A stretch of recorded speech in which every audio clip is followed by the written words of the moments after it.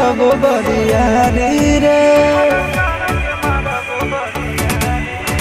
छूटा जी तो कैल रंगदारी रे घर चढ़ के मारबो बरियारी रे तोरा बाप के न तोरा दादा के चिन्हबो बेटा सब गोली मारबो एगो गिनबो तोरा बाप के न तोरा दादा के चिन्हबो बेटा सब गोली मारबो एगो गिनबो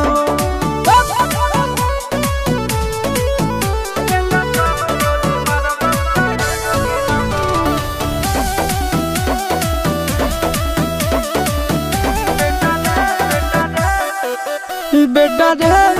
काटा से ठोक देबो चिमनी के भाटा में झोंक देबो देखबो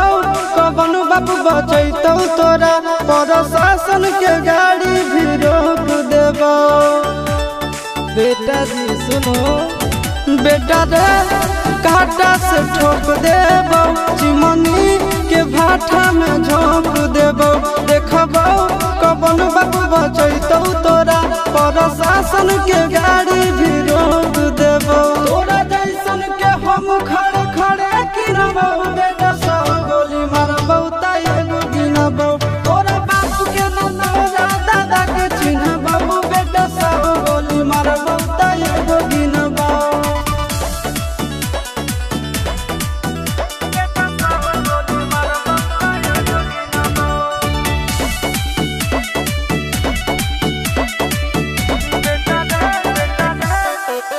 बेटा रे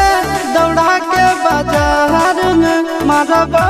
गोली तोर कपार में रंगदारी जे करभी बिहार में गड़ देबो गंगा जी किनार में इतना मार पड़तो न बेटा बेटा रे दौड़ा के बाजार में मारबो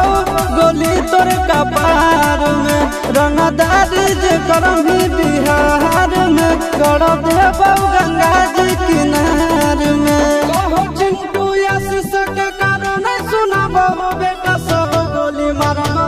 एगो गिनबो तोरा बाप के न तोरा दादा के चिन्हबो बेटा सब गोली मारबो एगो गिनबो मारत मारत पिछुआरा लाल कर दे बेटा ध्यान से बाप इधर है।